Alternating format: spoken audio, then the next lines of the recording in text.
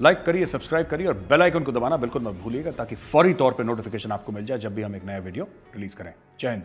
Major गौरव आर्या जी का Chanakya forum, जो उनकी वेबसाइट है, उसके जो ऐप्स हैं आप डाउनलोड कीजिए और बहुत बढ़िया जियो पॉलिटिक्स के आर्टिकल्स होंगे। इसके साथ साथ मेजर गौरव आर्या जी के साथ बातचीत हम करेंगे पंशीरियों की मूवमेंट के हवाले से कि भारत में क्यों इसको एक बहुत अहम डेवलपमेंट के तौर पर देखा और समझा जा रहा है। सबसे पहले मैं मेजर गौरव आर्या जी से ये जानना चाहता हूँ कि मेजर साहब, हमारे व्यूज़ को ये बताइए कि तालिबान भारत को जो बार बार एश्योरेंस दे रहे हैं, दोस्ती का पैगाम भेज रहे हैं, इसको आप कैसे देखते हैं? सूरत हाल बड़ी इंटरेस्टिंग है अभी हाल फिलहाल की। और अगर आप देखें कि जिस तरीके से तालिबान ने रीच आउट करा है, ये जो मित्तल साहब जो हैं हमारे एम्बेसडर, उनके साथ जो मीटिंग करी थी हमारे एम्बेसी में हुई थी मीटिंग है, और एक तालिबान की रिक्वेस्ट पे हुई थी। आपने भी सुना होगा, दीपक मित्तल साहब जो एम्बेसडर हैं वहाँ पे। तो तालिबान को एक बात तो समझ में आ गई है कि ये जो पाकिस्तान का गाना गाते थे वहां से तो कुछ मिलना है नहीं। इनफैक्ट मैं आपको बता दूं, जब भी इंटरनेशनल रिलेशंस में, आप भी जानते हैं, ये बच्चा बच्चा जानता है, कोई नई बात नहीं कह रहा, इंटरनेशनल रिलेशनशिप में जब भी बात होती है इंटरनेशनल रिलेशन में, तो सब एक जिसको कहते हैं ना सौदेबाजी की बात होती है कि आप हमारे लिए क्या कर सकते हैं और हम आपके लिए क्या कर सकते हैं। ठीक है, it could be in cash, it could be in kind, it could be in influence, it could be in anything sir. मतलब ट्रेड तो होना है, देखिए लेन देन तो होना है। पाकिस्तान को ये बात समझ में नहीं आई। पाकिस्तान पता नहीं कैसे सोचता है, और मुझे वो माइंडसेट शायद may be I have failed to understand that mindset Tahir साहब, जो मैं सर नहीं समझ पाता कि तालिबान से भी इन लोगों को कुछ चाहिए और तालिबान को इनसे कुछ चाहिए। अब जो तालिबान को चाहिए ये पाकिस्तान के पास है नहीं, और जो पाकिस्तान को चाहिए वो तालिबान देना नहीं चाहता।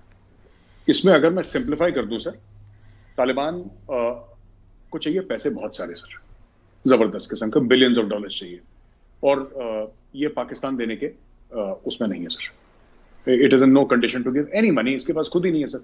अभी 2-3 महीने के अंदर तनख्वाहों के लिए भी बाहर से पैसे आएंगे सर। और वैसी एक स्टेट बैंक ऑफ पाकिस्तान का रिसेंट जो एक वो नोट था which has become public is that I think $150+ billion का कितना वो कर्ज में डूब चुका है पाकिस्तान। आई don't know the exact figure, but Pakistani media काफी परेशान है इस डॉक्यूमेंट से। एक तो ये चीज है। दूसरी चीज ये है कि जिस तरीके से बोला था, जिस तरीके से समझा था पाकिस्तान ने कि अफगान तालिबान उसकी बैक पॉकेट में रहेगा, अफगान तालिबान वैसे बिहेव नहीं कर रहा सर। अफगान तालिबान ने बोला है कि टीटीपी से बात करनी है, खुद बात कर लो, है ना। चाइना को बोला है कि अपनी अकलियतों का जो अकलियत है उनका ध्यान रखिए। So Taliban is not behaving like Taliban should.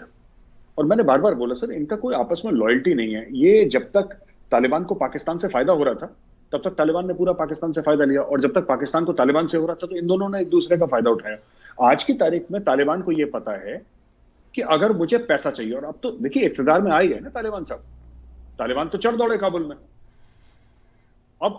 अब ये थोड़ा है कि तालिबान को किसी से सत्ता लेनी है या पावर लेना है, पावर में तो खुद बैठे हैं, राइट। अब नेक्स्ट स्टेप क्या है? हवा में गोली भी फायर कर दी कि अमेरिकन चले गए, डांस भी कर दिया, पश्तो म्यूजिक भी बजा लिया, सब कुछ कर लिया आपने, सेलिब्रेटली गनफायर हो गया, आपने सब कुछ कर लिया। आपसे मेरा मुराद तालिबान से है, आपने सब कुछ कर लिया। अब मैं ये जानना, अब नेक्स्ट क्या है? कल गोलियां भी चला ली, अब अगले दिन क्या करना है? एटीएम बंद है, पैसा नहीं है। अब ये पैसा कहां से आएगा? तो इन्होंने बात करी इंडिया से, जाहिर सी बात है। और तालिबान ने इसलिए इंडिया चाइना सबसे बात करी है, लेकिन इंडिया में खास इंटरेस्ट क्यों दिखा रहा है? क्योंकि तालिबान को एक चीज पता है कि ये ऐसा नहीं है इंडिया कि पैसे लगाएगा अफगानिस्तान में, फिर बोलेगा कि ये गिरवी रख दो, ये हामिद करजाई इंटरनेशनल एयरपोर्ट गिरवी रख दो, इतनी जमीन गिरवी रख दो, काबुल कंधार गिरवी रख दो। इंडिया ऐसा नहीं करता, कभी इंडिया ने आज तक नहीं करा है। चीन आएगा, चीन पक्का सबसे पहले बोलेगा कि मजार शरीफ गिरवी रख दो, एक शहर गिरवी रख दो, क्योंकि तुम्हारे शहर की वैल्यू वैसे भी कम है, कोई इंडस्ट्रियल बेस तो है नहीं, तो इसलिए ये गिरवी रख दो, समथिंग लाइक दैट।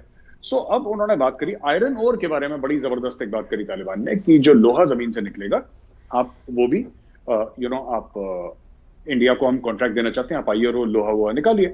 तो ये सब कर रहा है। इससे बहुत ज्यादा तकलीफ पाकिस्तान को पहुंच रही है कि जैसे किसी सगे भाई ने धोखा दे दिया हो कि यार तुम इंडिया से कैसे बातचीत कर रहे हो। तो तालिबान भी ये पूछ रहा है कि साहब इंडिया से बातचीत नहीं तो आप पैसे दे दो, अगर आपके पास हैं तो। कह रहा पैसे तो नहीं, लेकिन तुम इंडिया से बात कैसे कर सकते हो। तो ये बड़ी एक कॉमेडी टाइप की चल रही है अभी ताहिर साहब। इट्स वेरी फनी कि मतलब जिस तरीके से तालिबान रीच आउट कर रहा है और पाकिस्तान ऐसे कर रहा है जैसे माशूका धोखा दे देती है ना, they are behaving like that कि मेरी माशूका ने मुझे धोखा दे दिया, किसी और से बात कर रही थी मेरे पीठ पीछे। So it's like that, it's a very funny thing to watch. आप ठीक कह रहे हैं कि जो नेशंस के इंटरेस्ट होते हैं उनका जो पूरे का पूरा रिलाय करना होता है वो रिसोर्सेज पे होता है। अब वैसे भी मेरे साहब आप और मैं जानते हैं कि पश्तूनों की, जब मैं पश्तून कहता हूँ तो वो अफ़गान ही हैं, पश्तूनों की, अफ़गानों की, चलिए ब्रॉडर हम पर्सपेक्टिव में कहते हैं, भारत के साथ एक दोस्ती का मामला बहुत पुराना है, ये कोई नया तो है नहीं। चाहे आप ज़ाहिर शाह की हुकूमत देख लें, चाहे उसके बाद के आप जितनी रजीम्स आती हैं उन सबको देख लीजिए। अब जो तालिबान आए हैं वो बहरहाल उनको अपनी आइडियोलॉजी कम चलानी है और अपनी हुकूमत ज़्यादा चलानी है, चूँकि उन्होंने आइडियोलॉजी चला के देख ली कि उससे हुकूमतें नहीं चला करती मिड 90s में। ठीक है, उनकी एक आइडियोलॉजी जो है जिससे मैं और आप हमेशा डिफ़र करते रहेंगे, लेकिन वो आइडियोलॉजी को इंटरनेशनल अफेयर्स में पीछे रख रहे हैं, यूं ऐसा लगता है। कल को क्या होता है ये हम कुछ कह नहीं सकते। भारत क्या करेगा जब तालिबान बार बार एश्योरेंस दे रहे हैं भारत को? तो भारत की तो रिलेक्टेंस रही है तालिबान की आइडियोलॉजी की वजह से, होनी भी चाहिए थी, लेकिन अब भारत क्या आपको करता नजर आएगा? सर ये बड़ा इंटरेस्टिंग सवाल है और इसका सच मैं जवाब दूं तो तैर साहब मुझे पता नहीं है। I don't know the answer to this question because you know कि भारत क्या करेगा ये तो नहीं पता है, लेकिन भारत को क्या करना चाहिए। मुझे ऐसा लगता है कि India should not trust the Taliban, India should not recognise the Taliban regime, however India should keep on engaging with the Taliban regime. वो फिल इन द ब्लैंक्स जो बचपन में हिंदी में कहते हैं रिक्त स्थान की पूर्ति, एक ग्रामर में, व्याकरण में सिखाया जाता है कि फिल इन द ब्लैंक्स सिखाया जाता है। तो तार साहब यही चीज है कि आप अगर अफगानिस्तान में, इंडिया अगर एक मॉरल स्टैंड ले लेता है, इंडिया अगर ये कहता है कि साहब हम नैतिकता पे बात करेंगे, ठीक है, और इंडिया कहता है कि हम तालिबान से बिल्कुल बात ही नहीं करेंगे, हम कोई कनेक्शन नहीं रखेंगे, ठीक है, आप मत रखिए, कोई और रखेगा। आप नहीं रखेंगे, कोई और रखेगा। आप वहां पे कदम नहीं डालेंगे, चीन कदम डालेगा, रूस कदम डालेगा, पाकिस्तान कोशिश करेगा डालने की कदम, और पाकिस्तान की फुटप्रिंट है वहां पे। तो कोई ना कोई जो है, रशिया तो इज अ फ्रेंडली कंट्री और हमारे साथ बहुत जबरदस्त उसके रिलेशन, आज से नहीं, जब से पाकिस्तान बना है तब से हमारे रशिया से बड़े अच्छे रिलेशनशिप रहे हैं। लेकिन चीन वहां पे आएगा और लोग आएंगे वहां पे, अपना जो साम्राज्य वहां पे बनाने की कोशिश करेंगे, तो इंडिया को भी वहां पे कदम तो रखना पड़ेगा। अब वो इन्वेस्टमेंट करके रखना है, अब वो पैसे डाल के रखना है, वहां पे अपने लोग डालने हैं, क्या करना है ये देखना पड़ेगा कि what India needs to do with this. But the fact of the matter is कि मुझे ऐसा लगता है कि India should engage with the Taliban. India is already engaging with the Taliban. वरना हाई कमीशन में क्यों बुलाते हैं स्टैनिक्साई साहब को, अपने sorry I beg your pardon, अपने एम्बेसी में क्यों बुलाते हैं उनको? This is engagement only sir, ये तो एंगेजमेंट ही है एक किस्म से ना, कि आप बुला रहे हैं तालिबान के top brass, he is one of the top 10 people of the Taliban, आप उनको बुला रहे हैं, आप उनसे बातचीत कर रहे हैं, तो जाहिर सी बात है कि इंडिया एंगेज तो कर ही रहा है, और एंगेज करना है without trusting the Taliban. Keep on engaging with the Taliban, आप बातचीत अपनी चालू रखिए। पैसे चाहिए, कोशिश करिए कि अगर आपको लगता है कि अफगान आवाम के भले के लिए वो पैसा है, तो आप पहले भी कर रहे थे। आपने जो पहले काम करा है, आपसे मेरी मुराद भारत है, आपने जो पहले भी काम करा है, आपने पहले काम करजाई सरकार के थ्रू न करा। आपने जो रोड बनाई थी, आपने रोड तो अफगानों के लिए बनाई थी, आपने जो लाइब्रेरी बनाई थी अफगानों के लिए बनाई थी, आपने डैम तो अफगानों के लिए बनाया था। तो आज भी वो अफगान तो बदले नहीं है, सत्ता पलट गई है। हामिद करजाई, सॉरी अशरफ गनी, माफ कीजिएगा, अशरफ गनी तो वहां पे नहीं रहा है, बाकी लोग नहीं रहे वहां पे, लेकिन जो अफगान है वो तो अफगान है ही वहां पे, तो वो तो नहीं बदला। तो अगर आप पहले उसका भला कर रहे थे तो आज भी उसका भला करिए, कुछ ना कुछ बीच का रास्ता निकालना पड़ेगा सर भारत को। देखिए, बिल्कुल आप ठीक कह रहे हैं कि भारत अपनी इंगेजमेंट कर भी रहा है, और ये पहली बार नहीं है कि भारत का तालिबान के साथ राब्ता हुआ है। बहुत समय से तालिबान के साथ बैकडोर डिप्लोमेसी पे बात हो रही है, और भारत की जो फॉरेन अफेयर्स की मिनिस्ट्री है और जो सरकार है वो समझते हैं इन सब बातों को, और वो यकीनन करेंगे, जो इंटरनेशनल कम्युनिटी कर रही है वो भी करेंगे। लेकिन एक और इंटरेस्टिंग एस्पेक्ट है, आप और मैं पहले भी कई बार में सब ये जिक्र कर चुके हैं, ड्यूरेंट लाइन के नाम मानने पर रिसेंटली फिर तालिबान ने ये बात उठाई कि हमारे दोनों तरफ के परिवार, बरादरियां लाइन के आर पार रहती हैं, तो हम ये ड्यूरेंट लाइन को नहीं मानेंगे, इस फेंस को नहीं मानेंगे। तो पाकिस्तान के लिए ये एक बहुत बड़ा चैलेंज है, आप इसको कैसे देखते हैं? ताहिर साहब, तालिबान ये भी कह सकता था कि हम ड्यूरेंट लाइन को मानते हैं, लेकिन एक वीजा फ्री एंट्री होनी चाहिए, वीजा ऑन अराइवल होना चाहिए, क्योंकि लोग एक जैसे हैं, उनके परिवार एक जैसे हैं, और जो भी आएगा फिर वो कहां कहां जा सकता है, इसमें शराइत हो सकती थी। लेकिन तालिबान ने ये नहीं बोला। तालिबान बेसिकली क्या है, ग्रेटर अफगानिस्तान की जो बात है सर, ग्रेटर पश्तूनिस्तान की बात है, जो ये बात है कि ये जो इलाके, देखिए पाकिस्तान अगर कहता है कि वो एक खुद मुख्तार मुल्क है, पाकिस्तान अगर अपनी संप्रभुता, जिसको हिंदी में कहते हैं, अंग्रेजी में सोवरेनिटी कहते हैं, अगर पाकिस्तान उसकी बात करता है तो उसकी संप्रभुता, उसकी सोवरेनिटी, उसकी खुद मुख्तारी तालिबान नहीं मानता। क्योंकि तालिबान क्यों नहीं रिकॉग्नाइज कर रहा सर ड्यूरेंट लाइन, मैं ये जानना चाह रहा हूं। जैसे लाइन ऑफ कंट्रोल को आप डिफैक्टो बॉर्डर नहीं मानते हैं, या आप बॉर्डर उसको नहीं मानते लाइन ऑफ कंट्रोल को, नॉट डिफैक्टो, बट आप उसको बॉर्डर नहीं मानते लाइन ऑफ कंट्रोल को। क्यों? क्योंकि पाकिस्तान कहता है कि कश्मीर हमारा है, जो इंडिया वाला कश्मीर। इंडिया कहता है जो पाकिस्तान ऑक्यूपाइड कश्मीर है, जो पाकिस्तान ने चोरी से गलत तरीके से ऑक्यूपाई करा, वो हमारा है, हमें वापस चाहिए। तो it is a contested line. Similarly ये क्या कह रहे हैं तालिबान कि Durand line is a contested line, क्योंकि वो मानते हैं, पश्तून मानते हैं कि खैबर पख्तूनख्वा वाले एरिया, इनफैक्ट अटक से लेकर जो अटक जो है ना, वहां से पूरा, जहां से आपको मरगला हिल से पूरा इस्लामाबाद दिखता है नीचे की ओर, वो पूरा एरिया मरगला हिल्स तक, उसके थोड़ा सा पीछे तालिबान कहता है कि पूरा का पूरा एरिया जो है it is part of our country. So वहां पे ये पाकिस्तान जो शामियाने बजा रहा था, जो बड़े गीत गा रहा था, भंगड़े लुडियां, ये सब जो प्री मेच्योर सेलिब्रेशन पाकिस्तान में चल रहे थे, पाकिस्तान सबसे पहले ये पूछे कि भाई आप लोग पाकिस्तान के वजूद को मानते हैं कि नहीं मानते? तालिबान वाले वजूद मतलब जो पाकिस्तान का नक्शा है, वजूद तो क्या कराची पाकिस्तान में है, लाहौर पाकिस्तान में है, इस्लामाबाद पाकिस्तान में है, ये तो कोई, मैं भी डाउट नहीं कर रहा, ये तो है ही।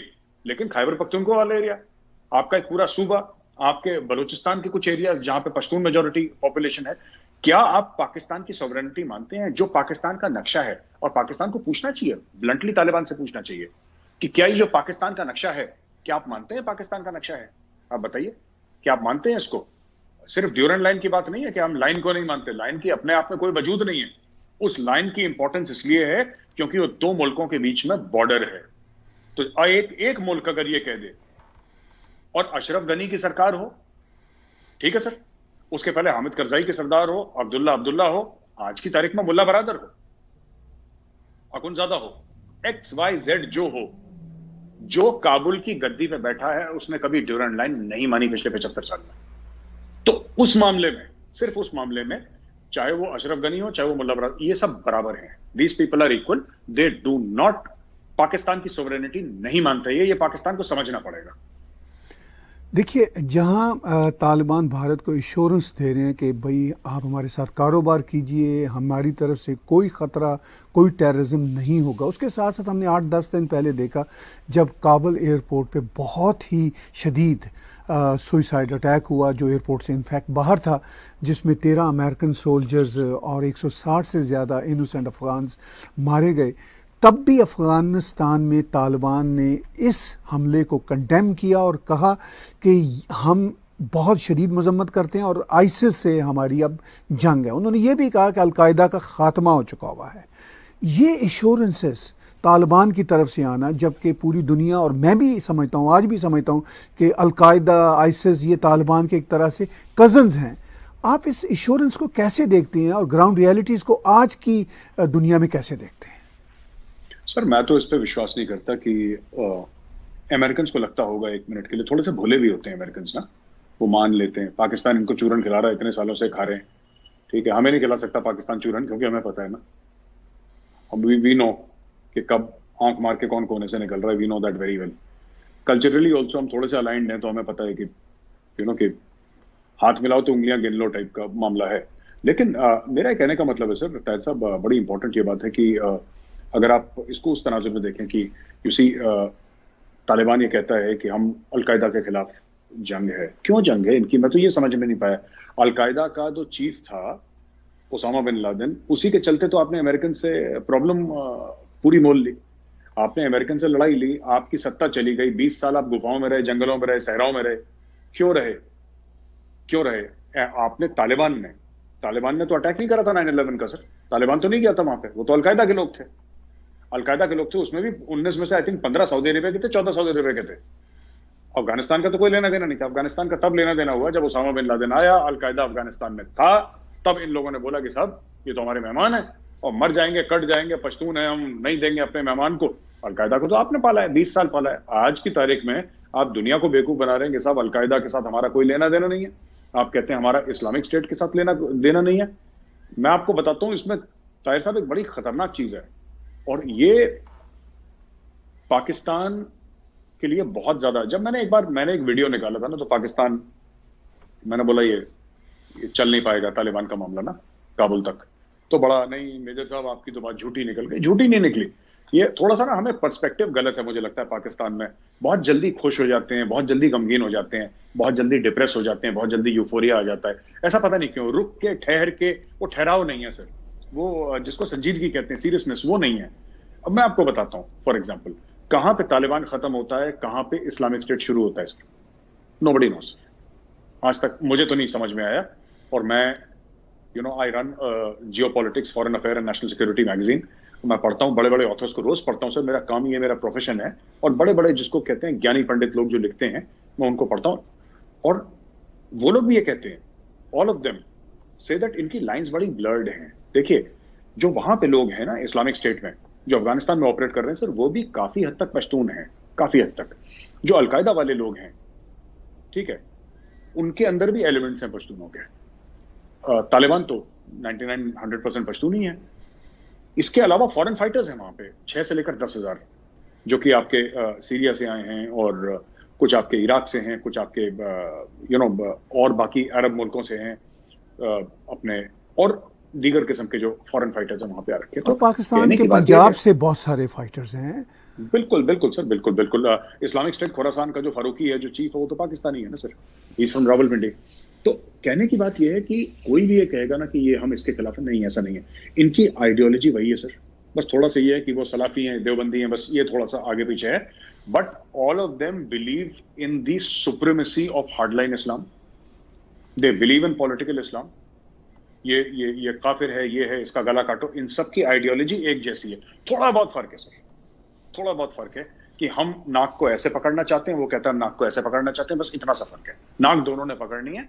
आप कोई भी अलकायदा ले लीजिए, तालिबान ले लीजिए, तहरीक तालिबान पाकिस्तान ले लीजिए, आप इस्लामिक स्टेट खुरासान ले लीजिए, कोई भी हो, they have exactly the same ideology. इनके तरीके अलग हैं, उसकी कारकर्दगी कैसे करनी है, उसको उसको प्लानिंग में, एग्जीक्यूशन में कैसे लाना है, राइट। अब आप किसी इस्लामिक स्टेट वाले से पूछें, क्या तुम्हें शरिया पे भरोसा है, क्या शरिया नाफिज होना चाहिए? बिल्कुल होना चाहिए। कौन सा तालिबान वाला कहेगा कि शरिया नाफिज नहीं होना चाहिए? कौन सा अलकायदा वाला बोलेगा कि शरिया नाफिज नहीं होना चाहिए? या तहरीक तालिबान पाकिस्तान वाला बोलेगा कि शरिया नाफिज नहीं होना चाहिए? इनकी बेसिक आइडियोलॉजी तो सेम है ना सर, बेसिक आइडियोलॉजी सेम है।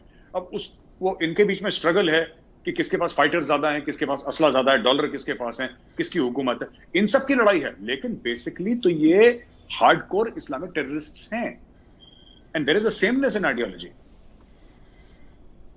ठीक कह रहे हैं आप, लेकिन मेरे साहब, हम ये भी देखते हैं कि ये सब हार्डकोर जिहादी टेररिस्ट हैं, लेकिन अब जो आइडियोलॉजी होगी तालिबान की, वो उनको गवर्न नहीं करने देगी। चूँकि जब गवर्नेंस आप इंटरनेशनल रिकग्निशन के साथ करना चाह रहे हैं, तो फिर तो आपको अपनी आइडियोलॉजी छोड़नी पड़ेगी, फिर तो आपको प्रैग्मेटिज्म को ना चाहते हुए भी गले लगाना पड़ेगा। इसीलिए तो वो भारत के एम्बेसडर के साथ भी बैठे हुए हैं, अमेरिकन के साथ भी।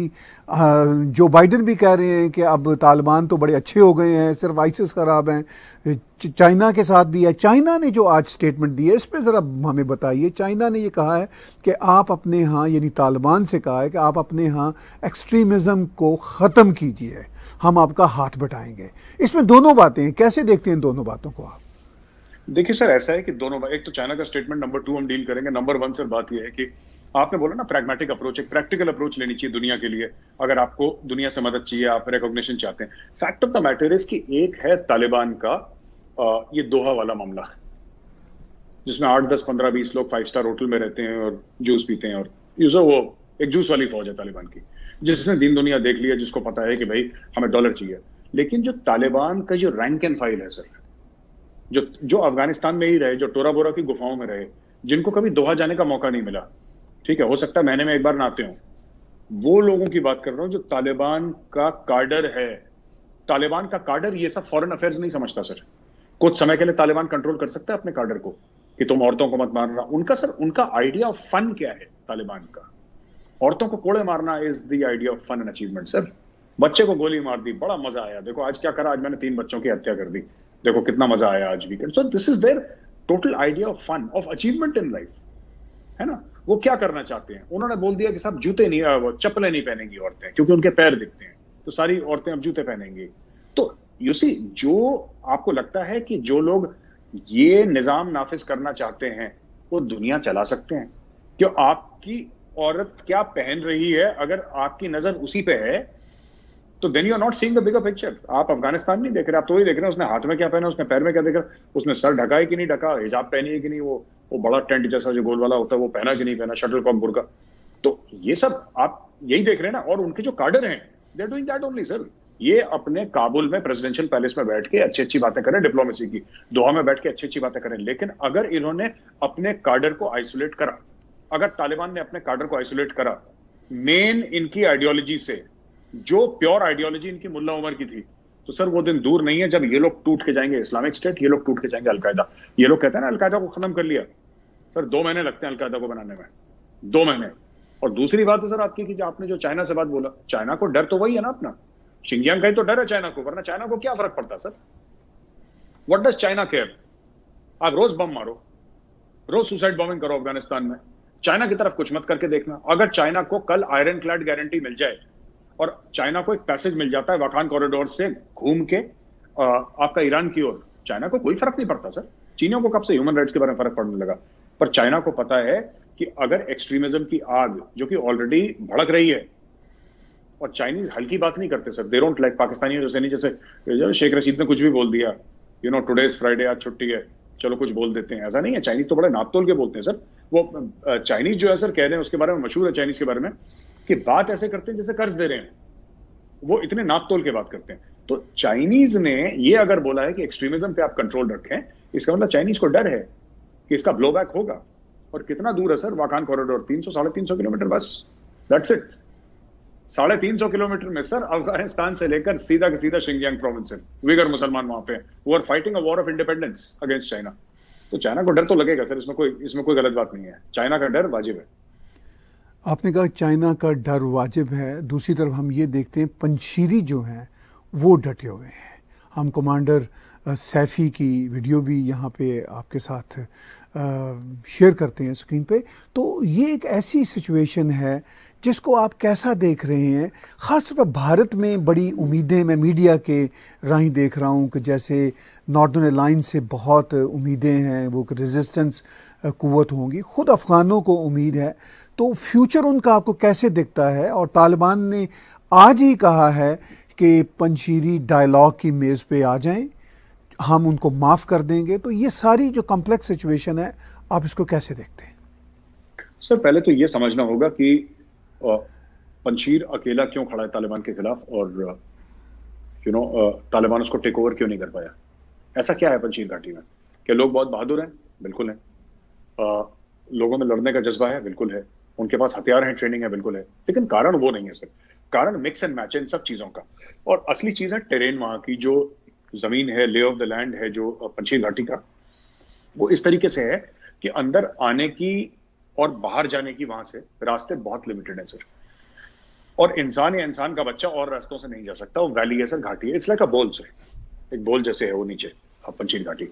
अब इसमें इशू ये है कि आप जाएंगे कैसे? अगर आपको फतेह करना है पंशीर, आपसे मुराद तालिबान को अगर फतेह करना है पंशीर, तो पंशीर के अंदर जाना पड़ेगा। अंदर जाने के रास्ते एक ही दो हैं, 1-2 रास्ते के अंदर वो बड़े सकरे पतले रास्ते हैं। आप उन रास्तों पे अगर वेपन लगा दें तो सर कुछ लोग, 10-15 लोग 2-3 हजार लोगों को रोक सकते हैं सर। और यही इन्होंने ये आज की तारीख नहीं, इन्होंने रशिया के डिविजन्स, रशिया के पास तो तालिबान से ज्यादा 100 गुना ज्यादा हथियार थे और 100 गुना ज्यादा फाइटर्स थे सर उनके। इन्होंने रशिया के डिविजन्स रोक रखे हैं पंशीर वालों ने, क्योंकि उनका ले ऑफ द लैंड ऐसा है। दूसरी एक और चीज है सर कि जो जज्बा है ना लड़ने का, ये बड़ा इंपॉर्टेंट है। अब तालिबान का पेट भरा हुआ है, तालिबान पहुंच गए काबुल में, राइट? तालिबान में अब वो जुनून नहीं रहा, क्योंकि अच्छा तालिबान ने लड़ाई भी नहीं लड़ी। तालिबान टहलते टहलते कंपनी वाग की तरह काबुल में घुस गए सर। लोग कहते हैं बहुत तगड़े लड़ाके हैं, लड़ाई तो करी नहीं तालिबान ने। तालिबान ने लड़ाई नहीं लड़ी। अगर तालिबान ने लड़ाई लड़ी है तो कोई मुझे बताए कि अफगान नेशनल आर्मी के कितने लोग मरे थे और तालिबान के कितने मरे? कोई डेटा दे मुझे। Let's talk data. इनके मरे नहीं सर, इनके ऐसे 50-100 कुछ मरे दाएं और ये पहुंच गए काबुल। ये कोई लड़ाई थोड़ा ना होती है सर, ये तो बटालियन लेवल की लड़ाई हो गई। हम तो पूरे मुल्क की बात कर रहे हैं। तो कहने की बात यह है कि पंजशीर को हराना इसलिए मुश्किल है, मुझे ऐसा लगता है कि ये जो इंडियन मीडिया कह रहा है पंजशीर पंजशीर, क्योंकि तालिबान के खिलाफ एक फीलिंग है यहाँ पे, इसलिए कह रहे हैं। लेकिन हमें यह भी पूछना पड़ेगा कि हम पंजशीर वालों के लिए कर क्या रहे हैं? What is India practically doing for them? पहले इंडिया ने बहुत नदर्न अलायंस को सपोर्ट करा है with weapons, with money. India ने बहुत सपोर्ट करा है और मुझे ऐसा लगता है कि तालिबान को भी आप एंगेज रखें, लेकिन आप नदर्न अलायंस को, आप तालिबान की हेल्प ना करें, आप उसके साथ बातचीत करते रहिए। अगर उनको लगता है कि कुछ निकालना है जमीन से, माइनिंग करनी है, वो निकाल दीजिए। लोगों के लिए रोड बनानी है, आम अफगानों के लिए रोड बनाते रहिए। लेकिन जो हथियार है, जो टेक्नोलॉजी है, अगर आपको देना है नदर्न अलायंस को, तो आप दीजिए। ताजिक है सर वो लोग ज्यादातर वहां पे, तो आप उनको दीजिए। और क्योंकि आप कुछ नहीं पता अफगानिस्तान में कि 1 साल के बाद कोई भी अगर ये कहता है कि तालिबान वहां पे रहेंगे, अब आ गए तालिबान, अब रहेंगे यहाँ पे, कोई गारंटी नहीं है अफगानिस्तान में सर। कल कोई आ सकता है, कल पासा पलट सकता है। मुझे तो लगता है कि help northern alliance in all ways possible. अपना तजाकिस्तान में इंडिया प्रेजेंस जबरदस्त मजबूत रखे, खूब पैसे इंडिया के लिए। देखिए मैंने पहले भी बोला था, इंडिया के लिए सर $100 मिलियन एक महीने में देना कोई बड़ी बात नहीं है सर। इंडिया के लिए $200-300 मिलियन पर मंथ देना कोई बड़ी बात नहीं है। और इंडिया को सिर्फ 2 साल के लिए देना है सर। $2-3 बिलियन है खर्च करना, कर देंगे सर, क्या दिक्कत है? 5 बिलियन होगा, not a big deal, it's pocket change for us sir. ये तो पाकिस्तान कह रहे हैं कि 3 बिलियन डूब गया, डूब, इनको ये नहीं पता कि $3 billion nothing for India, it's peanut sir, it's pocket change. India छोड़ दीजिए सर, मुंबई के लिए, मुंबई जो शहर है ना एक हमारा, $3 बिलियन से मुंबई के लिए पीनट्स है सर। मुंबई में $3 बिलियन कहीं जेब से झड़ जाएगा, किसी को पता नहीं लगेगा। वो तो सर अंबानी साहब ही दे देंगे, वो तो कोई इशू नहीं है। अंबानी की तो शेयर ऊपर नीचे जाती है सर, अंबानी के बिलियंस ऑफ डॉलर्स रोज ऊपर नीचे उसके जाते हैं सर। तो पता नहीं क्यों पाकिस्तान में क्यों इतना बड़े खुशी सी इंडिया के $3 बिलियन डूब गए। मेरी पाकिस्तानी दोस्त से बात हुई, मैंने बोला कुछ नहीं होते $3 बिलियन, है ना? ये 22-23 हजार करोड़ है सर, 22-23 हजार करोड़ है। इससे ज्यादा यूपी में पैसे पड़े हैं सर। क्या ये पता नहीं, यूपी का फ्रैक्शन ऑफ यूपी's बजट है, ये तो कुछ भी नहीं है। तो हम दे देंगे उसको, तो हमें देना चाहिए sir. We should support it, latest weapons आप दें। और अगर आप मैप देखेंगे, मैं चाहता हूं कि अगर हम अपने दर्शकों को मैप दिखा दें उस पूरे एरिया का, जहां पे पंजशीर है और जहां पे ये तजाकिस्तान है, उज्बेकिस्तान है वगैरह। ये जो रिपब्लिक है सर, ये पहले रशिया का पार्ट थी। 89-90 के पहले ये रशिया का पार्ट थी, और यहाँ पे भी वेपन्स मैन्युफैक्चरिंग बेस हैं। तो इंडिया को ऐसा नहीं कि सर इंडिया को यहां से ना कोई जहाज भेजने नई दिल्ली से भर के पंजशीर, नहीं। आप वहीं पे पैसा दीजिए, वहीं से फैक्ट्री दीजिए, बोले कि साहब इतने, वहां पे सब मिलता है सर, एंटी एयरक्राफ्ट, टैंक्स वैंक्स, असला बारूद, रॉकेट शॉकेट, आपको जो चाहिए सब मिलता है। आपको एक देश पकड़ना है, देश को बोलना है कि साहब आपका एक काम है कि 1 लाख AK-47 इनको दें, ठीक है जी, 1 करोड़ राउंड दें, एमुनिशन दें इनको, ग्रेनेड दें, इतने रॉकेट लॉन्चर दें, RPGs दें। वो मैन्युफैक्चर करते जाएंगे। इंडिया को सिर्फ बैंक अकाउंट में पैसे पहुंचाने और नदर्न अलायंस को गिनना है कि सही माल पहुंच रहा है कि नहीं, और साइन करके व्हाट्सएप करके वाउचर भेज दो नई दिल्ली, बस। That's it sir, end of story. You have to support somebody. आप देखिए, आखिरी बात एक कहूंगा, थोड़ा सा लंबा जवाब दे दिया ताहिर साहब, माफ करिएगा, लेकिन सर हमें एक बात समझनी होगी कि अगर इंडिया ये कहता है ना कि it is a super power, अगर ये कहता है कि हम सुपर पावर बनना चाहते हैं, तो it's high time we start behaving like one. ये लाइन में खड़े होकर देखना कि चलो अब देखते हैं क्या होगा, लेट्स वेट एंड वॉच। ये सर वेट एंड वॉच ना, ये सुपर पावर ऐसा करते नहीं है। You go there, you change the game, you make a difference, and then you own the field and you own the game sir. आपको करना पड़ेगा, you have to stick your neck out and you have to take side sir. Taliban की side आप लेंगे नहीं, दूसरी side कौन सी है? Northern alliance. Build the northern alliance once again sir. तो क्या आपको लगता है कि भारत की पॉलिसी शिफ्ट होगी इस तरफ भी, जिस तरह आप कहते हैं कि अब सुपर पावर की तरफ बिहेव करना शुरू कर दिया जाए? सर ऐसा है कि भारत में ना कुछ लोग तो हैं जो चाहते हैं, जो टॉप पे हैं लोग पॉलिटिकल लीडरशिप के, वो तो चाहते हैं। लेकिन क्या होता है कि इंडिया में ऐसे एक छत्र राज किसी का नहीं होता, क्योंकि डेमोक्रेसी है, हमारे इंस्टीट्यूशंस हैं, हमारे चेक्स एंड बैलेंसेज हैं, और checks and balances are managed by human beings only. मतलब ऐसा कोई उसको भी चलाने वाला कोई इंसान ही है। तो यहाँ पे काफी लोग हैं सर जो because of years and years of decades of always being very tentative, मैं डर वर्ड यूज नहीं करूंगा, लेकिन कि बैलेंस करके चलो थोड़ा बहुत ऐसे करो, बैलेंस से होता नहीं है सर। एक कहावत है, मैं अक्सर बोलता हूँ सर, कहावत नहीं है, मतलब इट्स हमारे रिलीजियस टेक्स्ट का हिस्सा है कि भय बिन होए ना प्रीत। आपने पता नहीं सुना है कि नहीं सुना सर, बिल्कुल भाई बहन सुना। होए ना प्रीत sir, there is no friendship without fear sir. Yes, डर के बिना सर दोस्ती नहीं होती, आपको भय डालना पड़ेगा और फिर आप तालिबान से दोस्ती करिए, as long as the Taliban is afraid of you. And afraid does not mean कि आप तालिबान पर अटैक कर देंगे, नहीं। तालिबान को यह डर होना चाहिए कि नहीं इंडिया से इन्वेस्टमेंट नहीं आएगी। तालिबान को यह डर होना चाहिए कि अगर इंडिया से इन्वेस्टमेंट लानी है तो आपको ये 4 चीजें, सिर्फ ये नहीं कि हम आपको कुछ नहीं करेंगे, आप चिंता मत करिए, तुम तो वैसे भी कुछ हमारा क्या कर लोगे। तालिबान क्या कर लेगा इंडिया का? अगर उसको कश्मीर में आना है तो पाकिस्तान के थ्रू आना पड़ेगा सर, और अगर कश्मीर में आना चाहता है तो स्वागत है, आ जाओ, हमें भी थोड़ा मौका मिले मेहमान नवाजी का, आ जाओ कश्मीर में अगर तुम्हें इतना शौक है तो। बात नहीं है, बात यह है कि अगर हम कुछ कर रहे हैं तो इसमें हमारा फायदा क्या है। Do we get a foothold in Afghanistan? हमें पैसे नहीं चाहिए, पैसे हमारे पास बहुत हैं, हमें तालिबान से पैसे नहीं चाहिए, लेकिन do we get a foothold in Afghanistan? Can that foothold be used against Pakistan? क्या हम पाकिस्तान के वेस्टर्न बॉर्डर्स को एक्टिवेट रख सकते हैं? क्योंकि देखिए सर, हमारा ईस्टर्न साइड यानी कि पूरा इंटरनेशनल बॉर्डर और लाइन ऑफ कंट्रोल तभी शांत रहेगा।